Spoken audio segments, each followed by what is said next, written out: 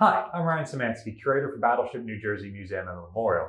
Today, we are on the aft end of the O2 level, and one of my coworkers here at the museum, Len, has been cleaning out essentially a hoarding situation that a former staff member had in one of these spaces, and he has unearthed a very, very cool space.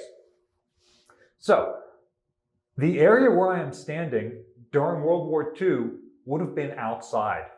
In 1982, when they added the Tomahawk cruise missiles, specifically the aft missile deck, they plated over this whole area and enclosed it. However, we still have things like this feature here, which would have opened to the outside of the ship. Here at the aft end of the O2 level were a pair of 40mm anti-aircraft guns and a single 20mm mount, one on each side. So one quad 40 mount and a 20mm on each end of the aft superstructure here. This door, you may recognize, or long-term viewers will recognize, is one of the passing ports for 40mm ammunition from the clipping room to the gun mount. And you can see there is a space where if this door is open before this was added, that the door could clip shut here. And so in combat, it could be permanently open for passing things. However, it has been more or less permanently sealed because now we're inside and we don't store that 40mm ammo in here. So let's go around and see the inside of that space. So here is part of why this space was enclosed. This is some of the air conditioning equipment for the armored box launchers for the Tomahawks. So each of the Tomahawks has a new space essentially that was built under it to contain those. So we're going to check out this space, which is listed as an RAS gear locker in the 1980s. I'm not sure what that means, but it was a 40mm stowage magazine, a radar transmitting station, the radio direction finder station, all during World War II. So let's check out what that is.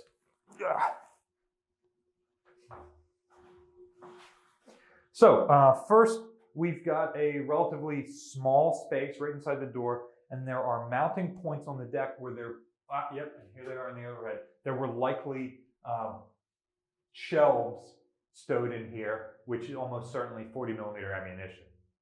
You can also see this round tube. I believe this is the after fire control tube for the after Mark 38 Director, Spot 2 for the 16-inch gun. And so you can go up this ladder into that like weird pyramidal shaped fire control tower from here. Now, coming over here to the starboard side, you can see this area, the RAS locker, as it's called in the 80s, is where it still has the original shelves for when it was a 40mm magazine. There is also a hatch in the deck here that leads down below. That hatch is jammed shut. I couldn't pull it open.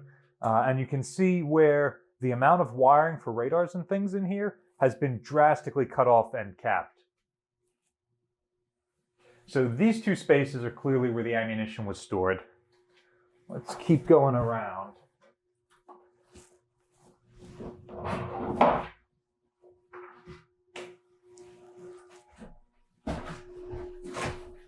And I'm betting this part of the room was originally a clipping station.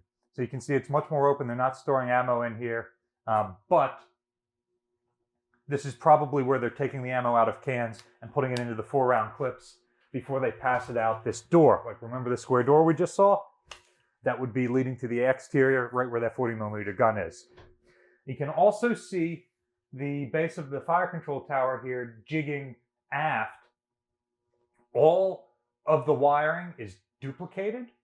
So as the fire control equipment comes down, it tends to jig off in two directions at once, so that if a shell hits and punches through in one of these places, it may sever the main power line for that, or the feed for the computer from there.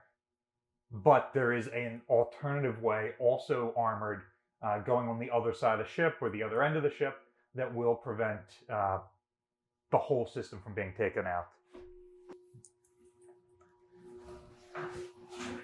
And here we are. Interestingly, we've got another scuttle on the deck.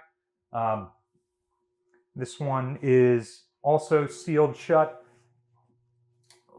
And we don't have the T-handled wrench to open that up.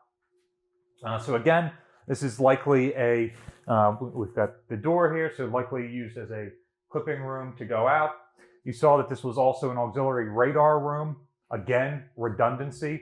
So that's probably having to do with the fire control radars for the main guns, or possibly even the Mark 51s for the 40mm guns back here.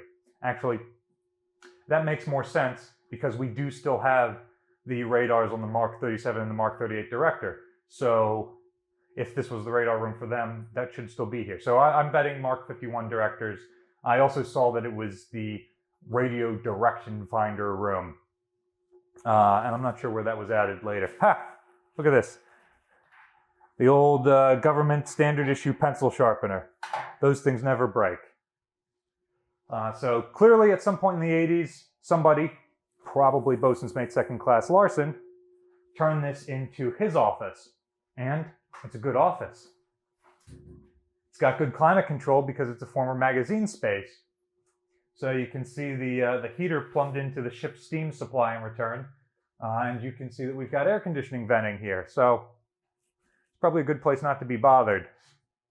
Notice that all of the doorways are significantly smaller and narrower. This is less than a Curator wide because we're supporting that armored fire control tower. And look at this cool stencil up here, Surface Warriors. So here's a cool space you've never seen before. An interesting example of how the ship's superstructure gets expanded throughout the years, and spaces which were once exterior were now made completely interior. So, what are some spaces that you would like to see in the future? Let us know in the comment section down below. Battleship New Jersey receives operating support from the New Jersey Department of State, also from a number of other businesses and private individuals like yourselves. We really appreciate your support. There's a link in the description below for more ways you can support the museum.